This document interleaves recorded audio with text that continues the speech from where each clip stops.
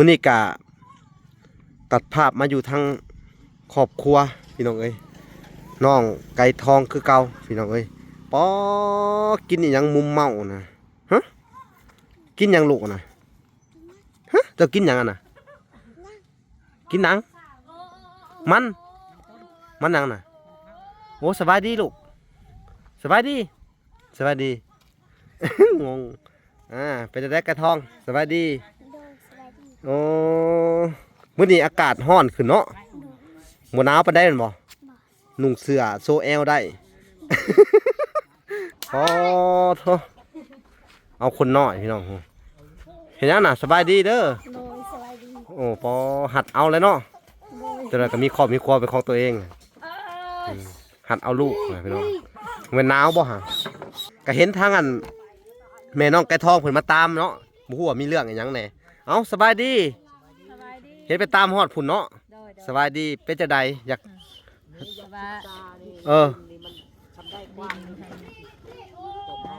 อ๋อดินจะคล้องกะเด้ยับออกมาแน่น่ะมันสิถึกอะไรส่วนดินเขาหะเฮ้ยลักเสาหะยับเข้ามาในพี่นิดนึงยับเข้ามาในพี่ยับเข้าไปในอย่าบัวใหญ่มันแปะหัวหลายแล้วมันก็สิถึกเขตแดนเขาแล้วนี่นะมันก็ยากในการใช้ชีวิตเนาะพี่น้องมันแคบเดียวเนาะยับเข้าไปในพุ่นเข้ามาอีกประมาณจักโยบหนึ่งมาสิเนาะสร้างเพิ่นก็เคิงเพื่อนพอดีเลยพี่น้องเพิ่นไปตามบ่ล่ะเนาะนี่และส่วนในการหุ้นน่ะส่วนหัวเขาพอดีเลยเนาะเคิงเพื่อนเนาะบัดเนาะกับพอดีแหละทำนี่แหละหรือว่าสิยับออกมาเข้ามาทางในผิดก็ได้ยับมาในผิดให้มันห่างจากหัวเขาประมาณจักโยบหนึ่งก็ได้เม็ดกว่าเม็ดปลายเม็ด50ประมาณนั่นแหละเขาไม่ต้องเอาเข้าหัวเขาหลายนะเอาดึงเด้อสองก็ดึงเด้อผมว่าสิดึงซอย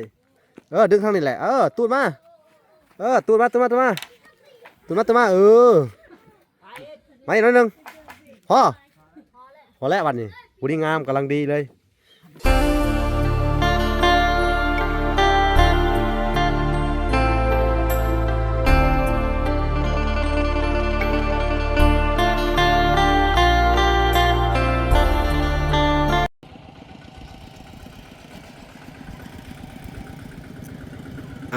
โอเคพี่น้องเอ๋ยเนาะ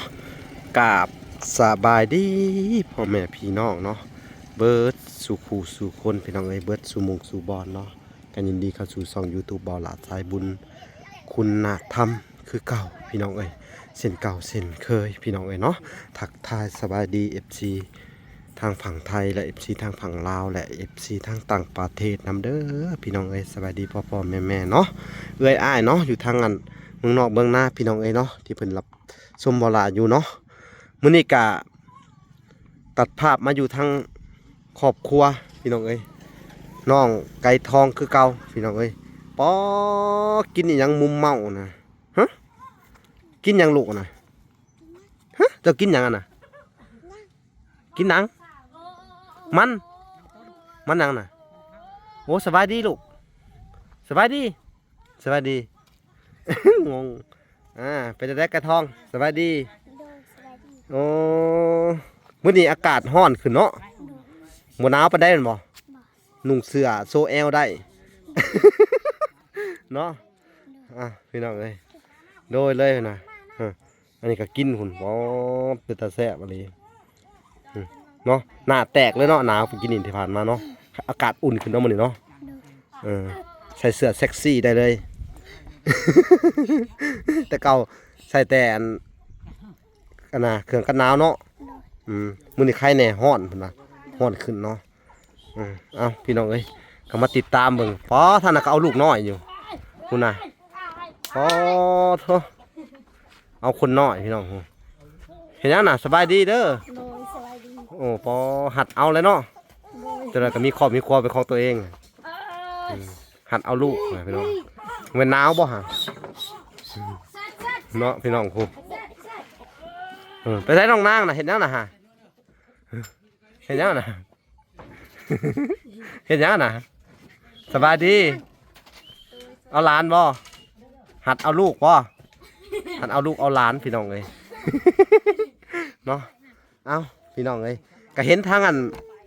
แม่น้องไก่ทองเพิ่นมาตามเนาะบ่ฮู้ว่ามีเรื่องอีหยังแหน่เอ้าสบายดี สบายดี เฮ็ดไปตามฮอดพุ่นเนาะ โดย สบายดีเป็นจังไดอยาก สบาย เอออ๋อดินเจ้าของก็เด้ยับออกมาแน่น่ะมันสิถึกอะน่ะส่วนดินเขาหาเฮ้ยลักเสาหายับเข้ามาในพี่นิดนึงยับเข้ามาในพี่ยับเข้าไปในอย่าบ่ให้มันแปะหัวหลายอันนั้นมันก็สิถึกเขตแดนเขาแล้วนี่น่ะมันก็ยากแน่นะในการใช้ชีวิตเนาะพี่น้องมันแคบนิดเดียวเนาะยับเข้าไปในพุ่นเข้ามาอีกประมาณจักโยบหนึงว่าสิเนาะว่าสิก็ได้เนาะนี่ประมาณนี้จะว่าจังได๋เลยเนาะดีเนาะเอาสบายดี พ่อน้องไก่ทองอันนี้สูบยังอันนี้ฮะใบตองสูบยาใบตองพี่น้องเอ้ยเอ้าสร้างเพิ่นกับเครื่องเพื่อนพอดีเลยพี่น้องเพิ่นไปตามบ่ล่ะเนาะนี่และส่วนอาการหู้น่ะส่วนหัวเขาพอดีเลยเนาะเครื่องเพื่อนเนาะบัดเนาะกับพอดีแหละทำนี่แหละหรือว่าสิยับออกมาเข้ามาทางในผิดก็ได้ยับมาในผิดให้มันห่างจากหัวเขาประมาณจักโยบหนึ่งก็ได้เม็ดกว่าเม็ดปลายเม็ด50ประมาณนั้นแหละเขาไม่ต้องเอาเข้าหัวเขาหลายนะเพราะว่ามันเวลาเขาเห็ดหัวเห็นยังเวลาเนี่ยมันก็ลำบากเนาะดึงมาเขาเห็ดใส่เนื้อถี่ของเขาเนาะเอาดึงเด้อสองก็ดึงเด้อผมว่าสิดึงซอยดึงทางนี้แหละตูดมาตูดมามาอีกน้อยนึงพอแล้ววันนี้บุรีงามกำลังดีเลยบาดนี่ต้นไม้นี่เป็นได้มันสิบเด้อบ่ต้นไม้นี่เด้ฮะบเด้อเนาะบักทิมก็ได้งานนี้คือไปรักงานนี่ก็ได้หรือว่าสิบักออกทั้งต้นก็แล้วแต่มันเดอะเฮือนเดอะชานมันก็ลำบากเนาะโอ้สั่งสบายดีโอ้คักพี่น้องมาแต่เช้าเนาะสิเคิงเลยเคิงแล้วได้ข่าวว่าสิย่อวัดพุทธมันบ่นี่แม่นแล้วพี่น้องเอ้ยพอดีไปอันน่ะสิพร้อมเดียวกับน้องกระทองกับน้องกระทองขวานน้องกัญญาลินดาเนาะแต่ว่าสิให้เพิ่นเลื่อนไปเป็นวัดชุกเขาสิบ่ย่อเฮือนวันพฤหัสเนาะเอาวัดชุกเอายกมือเดียวไปนั่งฮะฮะยกทีเดียวแล้ววันพุธเลยเอาคนละเฮือนก็ได้เดี๋ยวต้องไปปรึกษาหมอพรใหม่อีกทีหนึ่งเนาะเขากับบสุดน้ำเพิ่นเนาะจังได้ก็สิไปสอบถามหมู่เบิ่งก่อนเนาะว่ามันเป็นอันงบประมาณของทางอันช่องหมอพรเพิ่นผู้ใหญ่ทั้งช่องเพิ่นเด้อก็แล้วแต่เพิ่นว่ายกมือเดียวกันก็แล้วแต่เฮาก็วันเดียวเลยบ่ก็พาเบิ่งเพราะว่าถ้าทางอันน้องอันน่ะเพิ่นบ่เอามือวันพฤหัสเพิ่นว่าทางน้องอันลินดาเพิ่นบ่มักเพิ่นว่าวันพฤหัสเป็นวันบ่ดีอยู่แล้วเนาะพี่น้องเอ้ยนี่มาทางนี้ก็เพิ่นไวพอสมควรนะพี่น้องใส่บากใส่หยังเรียบร้อยแล้วแหละแล้วก็ใส่ข้อ2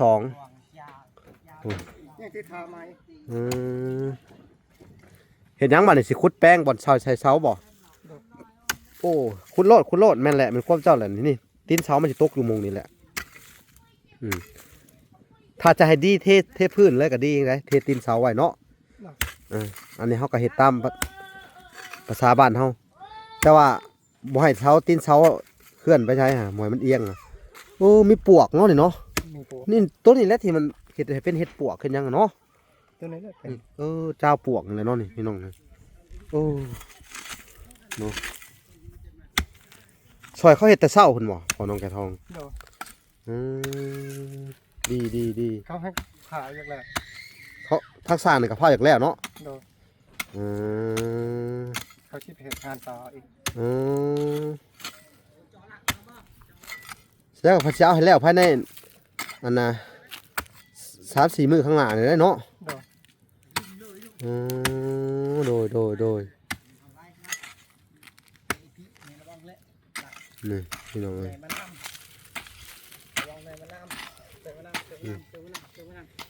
ใส่ลักแล้วบัดนี้เลยก็ใส่ลักแล้วบัดนี้จะกระตอกครึ่งบัดนี้ครึ่งเลยได้วัดน้ำทุ่งน้ำเทียงแม่นบ่เนาะวั ว่าสิเอาจุดใดประมาณใดตอนนี้สงสัยต้องพันออกเลยพอนกกระทองเนาะ พันแล้ว จะพันออกได้มันเดินเสาได้นี่ต่อจะเอาผ้าคุดรอบๆแล้วพันห่างมันออก เวทว่าประหารเบี้ยงานมือเวทป่ะกลายเป็นตีนเสาเลยไอ้กลายตีนเสาไอ้แบบไอ้บ้าไงอินเวทดูพอเวทอะไรเนี่ยไปเลยไปเบี้ยเดินไปไหนไหนเบี้ยทิ้งเลยไปไหนไป กินดึกแค่คนดึกเลย นึกอะไรจะไปไหนไป ดึกมาอีกได้ป่ะ ดึกไปอีกได้เอา ตีนเสามันวิดตีนอันนี้มันยากมันตีนเสา ดึกไปอีกเอาน้อยหนึ่ง ดึกเยอะ ให้มันเข้ามาในแดนนี่น้อยหนึ่งเนาะ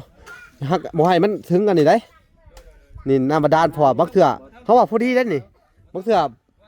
สิได้เฮ็ดอันน่ะหลังคาน้ำบาดาลอีกนะ ตีนเสาอยู่ทางไหนตีนเสา อ๋อ ตีนเสามันอยู่ทางไหน โอเคแต่ว่าบ่ให้ถึงเนาะโอเคซะพี่น้องเวลาเฮ็ดอันน่ะก็สิได้ปรับหมุนให้มันตรงพี่น้องเอ้ยอันน่ะบอนที่เพิ่นโยกน้ำนี่นึงมาได้หนึ่งบ่โอเคซาวเส้นยับมายับมาโอเคพอแล้ว thank you ไก่ขี้ดอกกาเวทป่ะเวทเส้นวายเวท พวกเขาใต้ทุกที่ด่าเป็นสีด่า เดือดทุนต้องเบี้ยน้องป่ะ เพิ่นก็สินั่นน่ะพี่น้องเอ้ยตอกตะปูเคิงเฮือนเพิ่นว่า เอาเปียแรงข้างเปียแรง เดี๋ยวเอาฝุ่นออกก่อนมันเด้อฝุ่นเอาพอดีเนาะ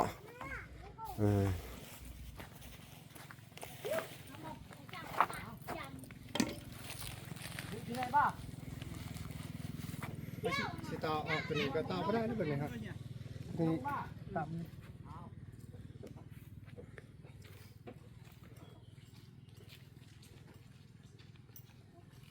กูอลีของเปียอะไร แล้วก็แล้วไม่ใช่ช่วงอะไรน้อย ถ้าเวลาเจ้าสิต่อเสาออกนี่มันก็ได้อยู่นี่ออกมาอีกประมาณนี่ประมาณนี่ห้องหนึงครับได้อยู่นี่ว่าสิย้ายเสาตัวนี้ออกมานี่ก็นี่ประมาณนี้แหละพี่น้องนี่ได้อยู่ดอก อะไรเอาพี่เข้ามากันนะจูดิไปได้ป่ะชูแต่ปลาอะไร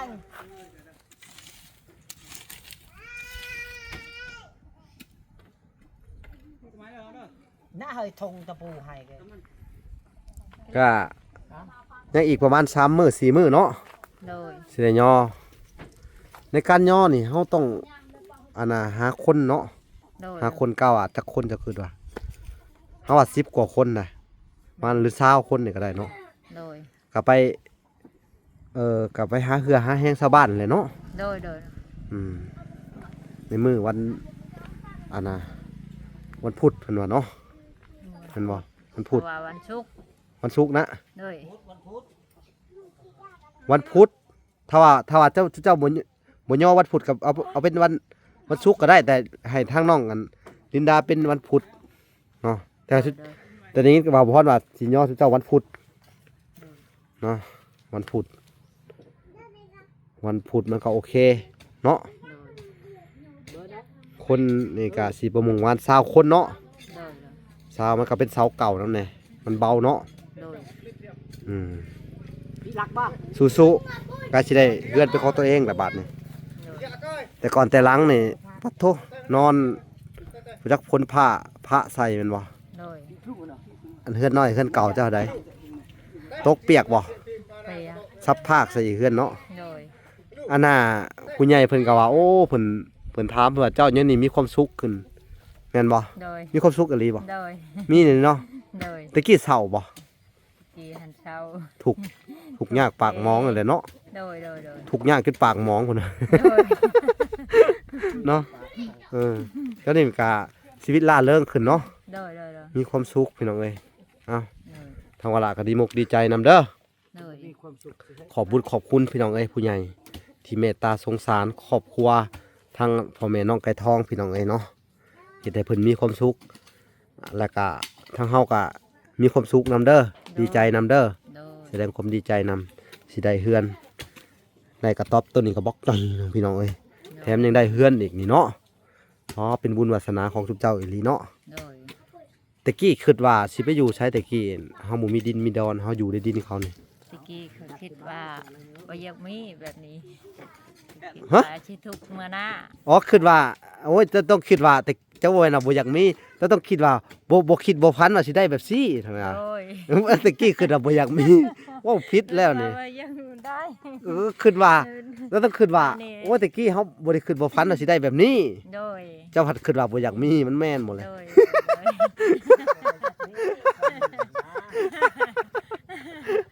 มันคนละเรื่องนะนี่เนาะ เออ ว้าวผิดเนาะ โดย เขาคิดว่าอันน่ะสิบ่ได้มีเนี่ยอันแบบนี้เนาะว่าท่านทราบ อยากได้ซ้ำ บ่เคยคิดบ่เคยฝันว่าสิเนาะ โดย โอ้ยบ่ตะหัวเลยพี่น้องเอ้ยตลกอีกระบาดนี่ เพิ่นนี่แหละพี่น้องเพิ่นก็เว้าลาวบ่ค่อยเก่งปานใดเนาะ โดย เว้าบ่ค่อยชัดบ่ โดย เออสุดท้ายเฮาเว้าแต่ภาษาอันบรูเนาะบูเราเทิงเฮานี่แหละเนาะ โดยโดย สื่อสารกันคู่มือก็มีแต่บรูเลยเนาะ โดย สื่อสารกันในครอบครัวเฮานี่เนาะ โดย ก็เว้าลาวนํแน่ภาษาลาวเป็นภาษาหลักเข้าเมืองเข้าหน้าเนาะ จ้า ไปหันไปนี่ก็เว้าลาวให้มันเข้าใจสิบ่ได้หัวเฮา โดย เนาะอันนี้มันก็เป็นตาอยากหัวอยู่ดอกเนาะบ่ได้คิดว่าสิอยากมีแบบนี้เพราะว่า มันบ่แม่นเลย เออแต่อยากว่าบ่คิดว่าสิได้แบบนี้หั้นนะเออตื่นเต้นเนาะบ่เป็นหยังเอามาเด้อควันเอ้ยบ่ต้องตื่นเต้นหลาย เอาดีใจนำนะพี่น้องเอ้ยนี่แหละเห็นเพิ่นได้เพิ่นมีก็โอเคแหละโทษผู้เคิงนี่แหละพี่น้องเอ้ยเพิ่นมาเบิ่งเพิ่นเคิงก่อนบัดนี้เพิ่นก็ขุดลักเป็นทีเห็มห้อยเนาะผู้ถือว่าเป็นผลพลอยได้เนาะจากการช่วยเหลือน้องลินดากัญญากับสกุลกะอันน่ะถูกยากลำบากเนาะกะแถมยังขยันผู้ใหญ่นี่กะเพิ่นเบิ่งเพิ่นเอ็นดูแม่ตาสงสารทุกเจ้าได้นี่ขยันขนาดทั้งครอบครัวเนาะมันต้องแบบนี้แหละเนาะเห็นบ่มันต้องดุมันขยันเฮ็ดเนาะเฮ็ดเวียกเฮ็ดงานนี่แหล้วบ่ได้เป็นขยันผลิตลูกบ่ได้ได้ตัวนั้นเนาะ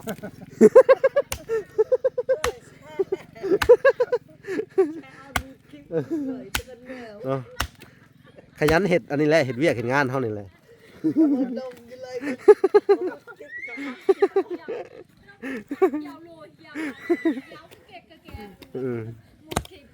นี่พี่น้องเลยโอ้กระเด็นพี่น้องคนซับโอ้ขยันอะไรนี่ฮะซับซับต่อออกพี่น้องเลยพี่น้องเอ๋ยเนาะนี่แหละก็เป็นการขึงเฮือนขึงซานของทางสร้างอันน่ะเห็ดเฮือนน้องไก่ทองพี่น้องเอ๋ยเนาะสิมาเบิ่งอีกรอบหนึ่งแล้วเวลาก็ที่ได้ออกเดินทางไปเวียกไปงานก่อนพี่น้องเอ๋ยเนาะไปเป็นสะพานบุญเนาะหรือว่าไปเฮ็ดภารกิจให้ทางอันแม่ตู้เนาะทางอัน USA เนาะคือแม่ตู้นงกับพอจันคำบุญเฮืองเนาะแม่ตู้นงคำบุญเฮืองพี่น้องเอ้ยเพิ่นก็ได้ฝากเงินมาช่วยเหลือทางอันเคสของทางอันสร้างที่เฮ็ดเฮือนให้อันน่ะน้องอันน่ะสายฟ้าเนาะอยู่ทางอันผู้แหละทางต้องเห็นพี่น้องเอ้ยเวลาก็สิได้เอาเงินไปสมทบหรือว่าไปช่วยเหลือสร้างเนาะเพราะว่าเพิ่นเห็นสร้างที่มาเฮ็ดเฮือนน่ะน้องบุญทวีพี่น้องเอ้ยเพิ่นมีเฮือนเก่าๆเลยแล้วก็นี่ก็เป็นจุดประสงค์ของทางแม่เพิ่นเนาะเพิ่นก็อยากให้ทางอันบ่ล่ะไปส่งเงินส่งคำไปมอบให้ทางสร้างที่เฮ็ดเฮือนน้องบุญทวีพี่น้องเอ้ยเนาะก็ต้องขอบคุณทางแม่ตู้เพิ่นเนาะให้เพิ่นอยู่ดีมีแฮงอายุมั่นขวัญยืนเนาะบุญคำนำสู่เนาะช่วยเหลือครอบครัวคนทุกข์ยากช่วยเหลือคนที่ด้อยโอกาสพี่น้องคนที่บ่มีโอกาสเนาะขอให้เพิ่นมีแต่ความสุขความเจริญเนาะเจริญในศีลในธรรมเนาะ สาธุเนาะสาธุบุญคุณเพิ่นเนาะขอให้บุญกุศลไปสุขยู่ให้เพิ่นมีอายุมันขวัญยืนเนาะร่ำรวยเงินทองทานไปแล้วไหลขึ้นมาคือเก่าทานมือเช้าไหลเข้ามือแรงเด้อพ่อแม่เนาะทั้งหลายพี่น้องเอ้ยเนาะบุญรักษาเทวดาคุ้มครองหมู่เจ้าเด้อขอให้อาณาบุญอาณาที่ชุบเจ้าสร้างมาสุขยู่ให้ชุบเจ้าสูงขึ้นเนาะให้ได้บุญกุศลหลายๆเนาะให้มีอายุมันคนยืนเนาะเอาโอเคพี่น้องเอ้ยเนาะทางเวลาก็จะได้ออกเดินทางก่อนโอเคคลิปนี้ก็จะได้จบก่อนเนาะแต่เพียงเท่านี้พอกันใหม่เนาะโอเคบายบายพี่น้อง